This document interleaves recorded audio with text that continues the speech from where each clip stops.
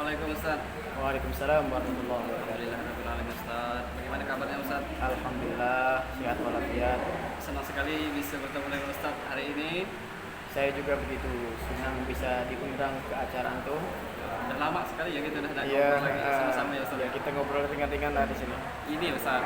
Jadi kita ada yang sedang dipermasalahkan di negara kita, khususnya negara Indonesia ini. Kita ini kan negara yang beberapa yang banyak sekali pulau-pulaunya, kemudian dari sumber daya alamnya, sumber daya manusianya, bahkan sampai ke orang-orangnya itu sangat banyak sekali. Justru di Indonesia itu kita kenal dengan ada 6 agama, salah satunya agama Islam, kemudian Kristen Katolik, Protestan, Hindu dan Buddha. Nah, tentunya dari kemajemukan ini pasti akan ada bersinggungan secara berbagai itu dari pergaulan kita sehari-hari, dari bahasa kita, kemudian dari cara kita bergaul, bersosial, berbicara dengan mereka, tentu tetap ada yang namanya bersinggungan tadi dan menimbulkan sebuah polemik bahkan sampai ke tingkat konflik dan klimaks. Nah, bagaimana menurut Pak Ustaz sendiri, kita sekarang ini yang sangat viral itu adalah yang kita bahas tentang moderasi beragama. Sebenarnya apa sih Ustaz yang dimaksud dengan moderasi beragama di Indonesia itu sendiri? Baik, ya. Saya mencoba untuk menjawab ya. Bismillahirrahmanirrahim. Assalamualaikum warahmatullahi wabarakatuh. Jadi yang sering kita dengar sekarang ini atau yang lagi viral itu adalah moderasi beragama. Moderasi beragama ini dua padanan kata yang digabungkan antara moderasi dan beragama. Moderasi itu sendiri itu berasal dari kalau bahasa Latinnya moderation ya, yang berarti adalah modern atau pembaharuan seperti itu. Kalau dari bahasa Arab dia berasal dari kata wasata ya, wasata ya situ, artinya pertengahan atau i'tidal, adalah adil ya. Atau juga bisa kalau kita lihat dari Kamus Besar Bahasa Indonesia ya, moderasi ini atau moderasi ini adalah dia tidak terlalu memilih ke kanan atau ke kiri, atau dia tidak begitu ekstrim mengambil jalan tengah. Ya, berarti sedang itu. Sedang begitu. Atau di dalam bahasa Arab yang lainnya dia juga dikatakan wasata atau wasit. Nah, wasit ini ada 3 pengertian. Yang pengertian pertama, wasit itu dia sebagai pendorong. Iya, pendorong. Itu wasit. Kemudian pengertian yang kedua, wasit sebagai penengah. Iya, pengadil. Tidak berat ke sebelah. Iya, penengah. Dia yang ya? menengahi. Kemudian wasit yang ketiga artinya pemimpin, seperti wasit dalam suatu pertandingan sepak bola, namanya pemimpin.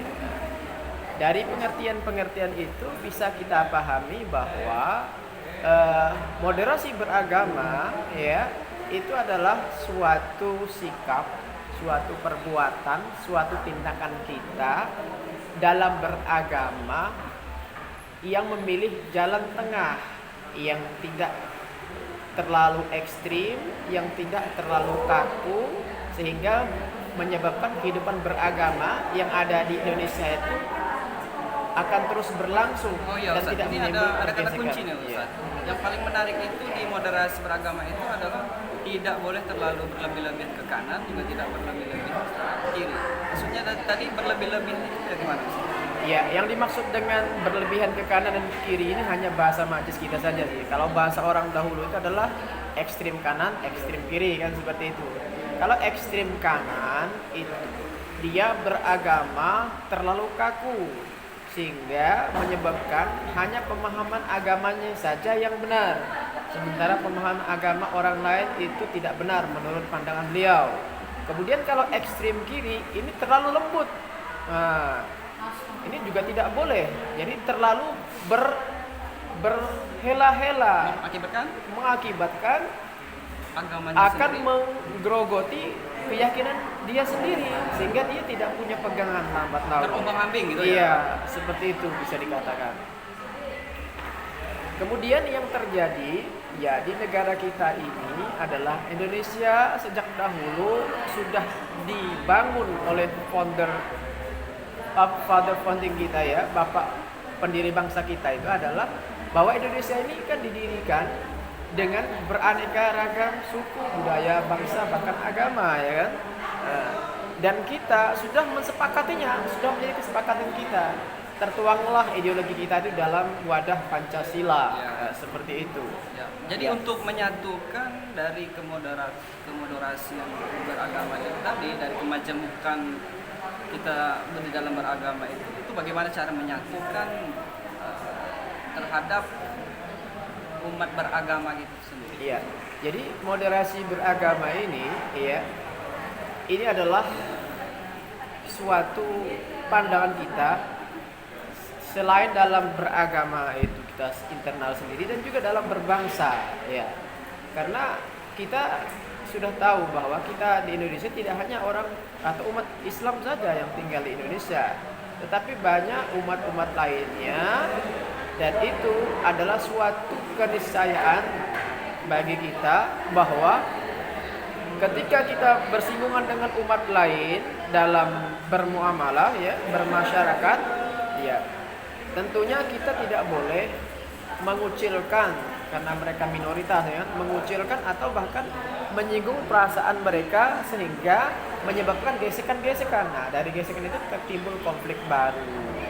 Oleh karena itu bahasa moderasi ini sebenarnya bahasa yang diperhalus saja. Kalau kita sebagai umat yang beragama, kita harus yakin dengan keyakinan kita masing-masing. Ya, kalau kita tidak yakin, berarti iman kita bisa batal nanti. Tetapi Jadi ketika dengan lembut tadi ya Ustaz ya. ketika kita dalam bermasyarakat untuk publik seperti itu, ya maka yang harus kita jaga adalah nilai-nilai kemanusiaan itu sendiri.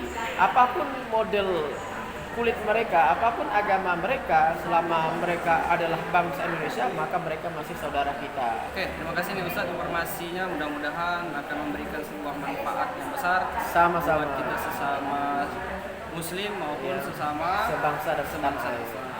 Terima kasih ya Ustaz ya. Assalamualaikum warahmatullahi wabarakatuh. Waalaikumsalam warahmatullahi wabarakatuh.